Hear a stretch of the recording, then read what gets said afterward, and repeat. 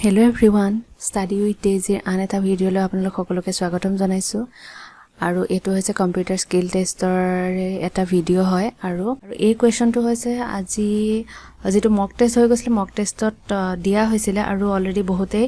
এই স্লাইডখন বনাই পঠাইছে তথাপিও মই এবাৰ কৰি দেখুৱাব খুজিছো আৰু যি সকল মানে গ্ৰুপত নাই তেওঁলোকৰ কাৰণে হেল্পফুল হ'ব একেবাৰে সিম্পল স্লাইড হয় এনেকুৱা ধৰণৰ স্লাইড আগতে বনোৱা হৈছে ইয়াতে তলত ইনষ্ট্ৰাকচন দিয়া হৈ আছে মই তাৰ কাৰণে এটা স্লাইড ওপেন কৰিম ইয়াতে Microsoft PowerPoint open কৰিলো তো কেনেকুৱা টাইপৰ লবলৈ কৈছিলে title only having title only so ইয়াতে গৈ আমি টাইটেল অনলি স্লাইড লব লাগিব ললো এতিয়া চাও টাইটেলটো কি লিখা আছে টাইটেলটোৰ কাৰণে দিয়া হৈছে 40 পইণ্ট এটো সাইজটো আৰু ক্যালিব্ৰি ইউজ কৰিব লাগিব 40 পইণ্ট ক্যালিব্ৰি আৰু আমি ইয়াৰ পৰা টাইটেলটো চাই লওঁ ট্ৰেভেল এন্টাইটেলমেন্ট উইদিন দা কান্ট্ৰি ইয়াতে ফাৰ্স্ট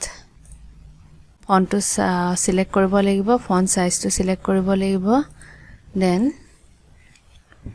text to type কৰিব লাগিব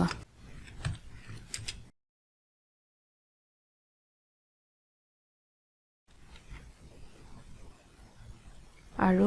স্লাইডত যেহেতু bold আৰু আন্ডাৰলাইন কৰা আছে সেই কাৰণে একেবাৰে আমি সিলেক্ট কৰি bold and underline কৰি দিলো এটো কমপ্লিট হৈছে তাৰ পিছত যাব লাগিব নেক্সট অপচনত কি আছে খন টেবল ইনসাৰ্ট কৰিব লাগিব insert table use font size 24 point যেটো ফন্ট টাইপ আছিল সেমে থাকিব লেভেল আৰু ট্ৰেভেল এন্টাইটেলমেন্ট টাইটেলটো থাকিব আমি যেটো টেবলৰ টাইটেল আছিল হেডিং আছিল হেতু লব লাগিব তাৰ কাৰণে ইয়াতে ইনসাৰ্ট টেবল এবাৰ চাই লওক কেটা কলম আছে 6 rows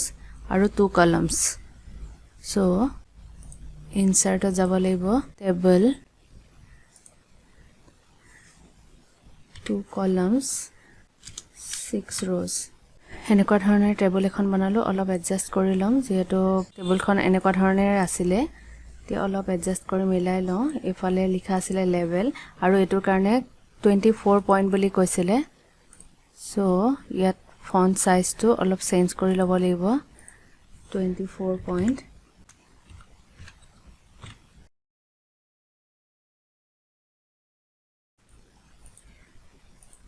ইয়াত ফন্ট সাইজটো চেঞ্জ হৈ গৈছে আকৌ এবাৰ সিলেক্ট কৰি লওঁ এটো ঠিকই আছিল কিন্তু ইয়াত ট্ৰেভেল এন্টাইটেলমেন্টটো চেঞ্জ হৈছে গতিকে এবাৰ ঠিক কৰি দি আছো 24 পইণ্ট এতিয়া দুইটা মিলি গল নেক্সট চাও কি আছে 14 and above আমি গোটেই টেক্সট খিনি টাইপ কৰি লম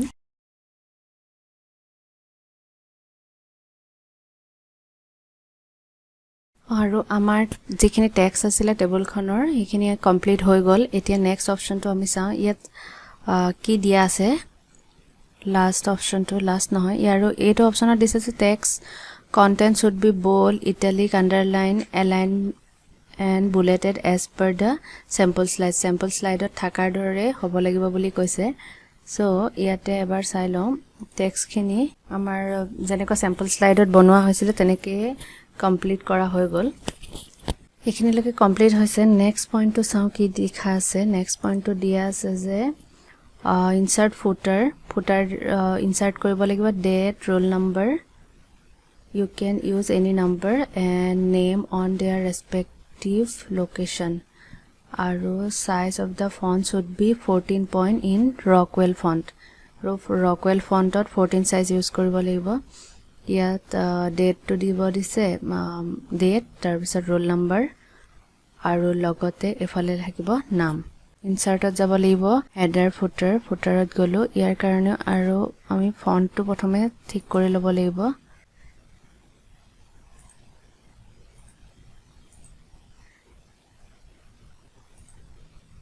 footer ইয়াতে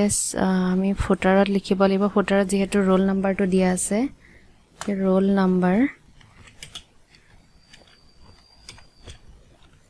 নাম্বাৰটো যিকোনো নাম্বাৰ লিখিব পাৰি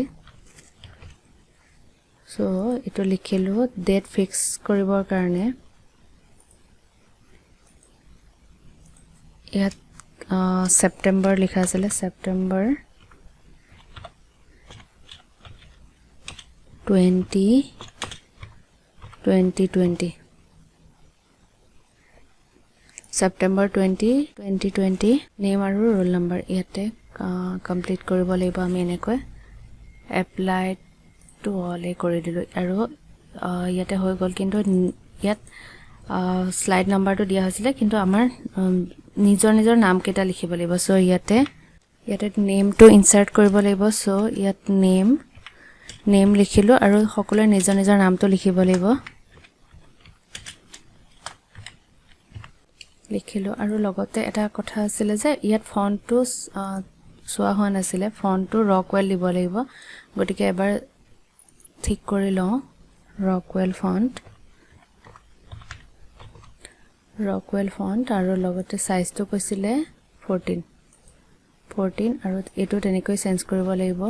ৰকৱেল আৰু 14 আৰু এটো যেটো ডেট আছিল হেতু চেঞ্জ কৰিলো ৰকৱেল then 14 কেতিয়াবা এনেকা স্লাইড বনাওতে যদি মানে লাষ্টত এবাৰ চেক কৰিব লগা থাকে কনফিউজন থাকে এবাৰ চাই ললে হল কাৰণ কেতিয়াবা হয়তো এটা জায়গাত আমি যদি সিলেক্ট কৰি সেইখিনি কাৰেকচন কৰো ঠিক আছে কিন্তু কেতিয়াবা আৰু বাকিখিনি টেক্সট আগৰ যেটো ফন্ট সাইজ সিলেক্ট কৰা আছিল হেতু হৈ থাকিব পাৰে সেই কাৰণে এবাৰ চাই লব লাগে এটো যেটো টাইটেল আছিল তাতটো 40 সাইজে দিয়া আছিল 40 তাৰ পিছৰটো আছিল 24 তাৰ পিছৰটো হৈছে size of the font of the body এটো 20 হ'ব লাগে এটো এবাৰ চাই লওঁ এটো 40 দেন আহিলে 24 হৈ আছে আৰু এটো এবাৰ সিলেক্ট কৰি চাই লোৱাটো ভাল হ'ব এটো 18 হৈ আছিল কিন্তু এটো হ'ব লাগিব 20 সো যিখিনি ডাউট আছিল এবাৰ ক্লিয়াৰ কৰি ললো আজি এই কোৱেশ্চনটো এখিনতে কমপ্লিট হৈছে এতিয়ালৈকে যদি মোৰ চেনেলটো সাবস্ক্ৰাইব কৰা নাই প্লিজ সাবস্ক্ৰাইব কৰিব